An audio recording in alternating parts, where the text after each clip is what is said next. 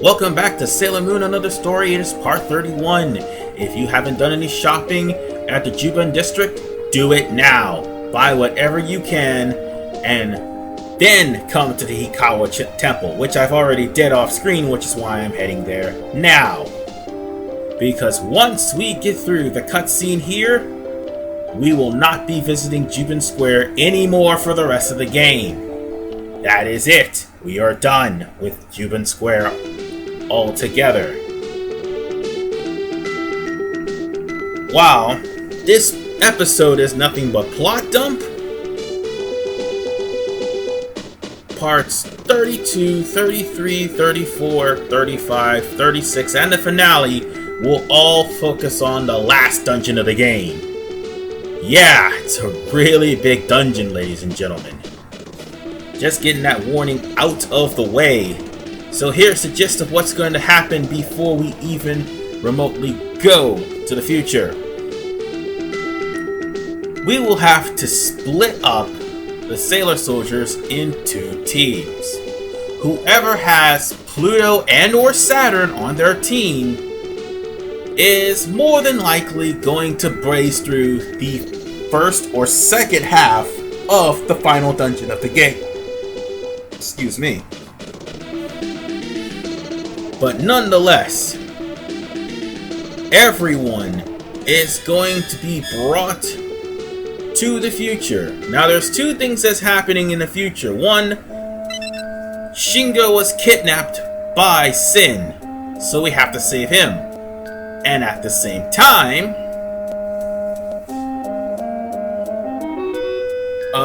the Queen, which is Queen Serenity, she's feeling the effects of the future being changed because of the fact that in Chapter 4, Sin and the Opposito Soldiers managed to get their hands on one of the rainbow crystals. Because they got their hands on one of the rainbow crystals, the silver crystal is weakening, therefore causing a time paradox which could, in fact, make Neo Queen Serenity, Neo King Endymion, Chibiusa, and possibly all the scouts disappear from time forever. Oh, and by the way, there's something about a comet coming over to the Moon Kingdom that was also caused by the bad guys. But we're not going to get into that. However, we are going to get into this gentleman right here that is stopping us from going into the time door. This is Fiore. Guess what? We're not fighting him! He is one of the main villains from the Sailor Moon R movie. He was possessed by the Cassinian flower, which he wanted to give to Mamoru, so he and Mamoru could live happily ever after as the Cassinian destroys all life, not knowing that he was basically the host for Parasite. And in the end, he saved Sailor Moon from death, who almost died on the meteorite because the silver crystal broke into several pieces, trying to stop the meteor from crashing into Earth. But anyway, Tuxedo Mask may be useless, but he will go one-on-one with Fiore off-screen, because this is the most use he will ever have. Again, he is not playable. So, let's bypass these guys automatically, and we'll be going straight into the dungeon. Now then, the Crystal Palace is suffering again from time paradox, and it's about to disappear. Mind you, there's one other thing I forgot to mention. You know those puzzle pieces that we actually went through all the trouble of finding? Well, it'll be after we cleared 2 different boss rushes before we can even get our hands on the prizes for the puzzle pieces, which is the angel pins. So now we're gonna have to pursue Shingo, but of course the Opposito Soldiers are not done yet. They will try to make it hard for everyone. And what will they do? Well, use their powers to pick up where they last left off in Chapter 5. Well, in Chapter 1, actually. And for those of you who don't remember Chapter 1, the Opposito Soldiers came to Hikawa Shrine, beat up Mercury, Mars, Venus, and Jupiter, and took Chibi Moon hostage as well. At the same time, had all 4 girls caught in a dream. So, in other words, what's going on is the fact that the soldiers, well, the Opposito Soldiers is pretty much causing 2 realities to collide. And we're gonna have to split the teams up in order to stop them from screwing things up. Although the team split will not be permanent, we'll end up having to, you know, fix up the teams again after both objectives are clear, saving the Queen and saving Shingo. Now, once I may have jumped ahead, I did use that time to recap what's about to happen, because this is exactly what happened in Part 4. And each sailor soldier had their own dream. Ami wanted to become a doctor. Rei wanted to date Mamoru instead of Usagi. Makoto wanted a guy who liked her for her size. Now, I finally get the senpai that she fell in love with so much, and who left her for someone else because of her size. And also, for Minako to live a normal life as a giddy schoolgirl who is trying to have a crush on her senpai. So, yeah. Primarily, this is the last attempt for the Opposito Soldiers to try to hold off Sailor Moon and company so that Apsu can make sure her plans of changing destiny will go into fruition.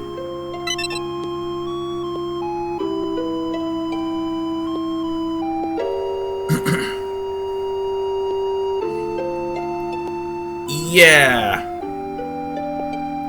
Also, the translations may be... well, actually, the translations is somewhat accurate. But at the same time, Rei wants to go into Mamoru's room. I don't think Usagi would like that very much. Oddly enough, that was actually an episode of Sailor Moon Super where Mamoru's apartment had to be dusted for termites, and he ended up in Rei's shrine staying the night, and well, she inadvertently saw him naked. But at the same time, while Usagi was spying on him throughout the entire... well, spying on both him and Rei throughout the entirety of the time, Yoichiro, or... yeah, that's right, Yoichiro, actually was jealous of the fact that he was in the same house as Rei, so he went there and was trying to scald him alive into the hot springs. No, wait, or in the tub, that's what it was. Yes, the tub. But anyway...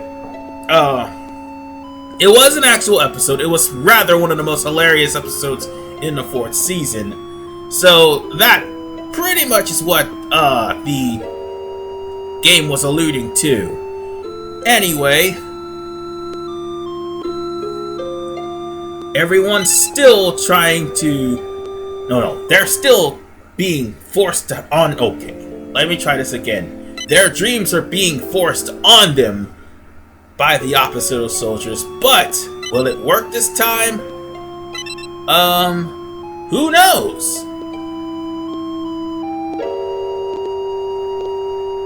But this is basically desperation, because the Opposito Soldiers know that they're not gonna win. Nope, not by a long shot. So, once again, we see a repeat of Chapter 1 several parts ago. Like I said, this is probably the only time we'll have this much plot dump in the chapter. Well, there actually was plot dump back in part 30. There was a lot of plot dump. And now it's at the beginning of the chapter. Once we're done with the plot dump, it is basically non-stop action with a few breaks of plot dump. But still, the remaining parts of the LP is practically non-stop action, and let me assure you now, and let me warn you, you are going to run into a lot more powerful enemies than what you have been running into for the longest. So you may have to take time to grind and get stronger. Otherwise, you will be curb stomped by the enemies in this portion of the game. You will definitely be curb stomped by the final boss of the game, don't get me wrong. The final boss is that hard. We'll say for the second phase if you get to that. Anyway, now with their illusions of their futures being shown, will the Sailor Scouts succumb? And Sailor Moon will be on her own again? Well, survey says no. They're not falling for that trick this time. Last time, they had a droid literally trying to make Sailor Moon, well, make Sailor Mars, Sailor Jupiter, Sailor Mercury, and Sailor Venus all stay in their dream worlds. But since Sailor Moon beat them up, they were able to resist the spell that was put on them. Now, since they don't have that power anymore, they actually resisted the temptation of going in their dream world forever. So yeah.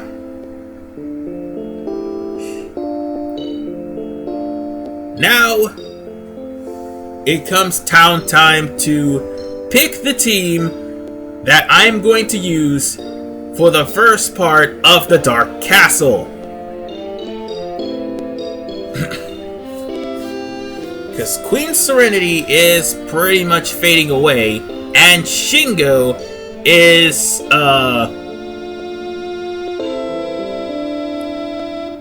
held hostage somewhere in the Dark Palace, so we're gonna have to save them both.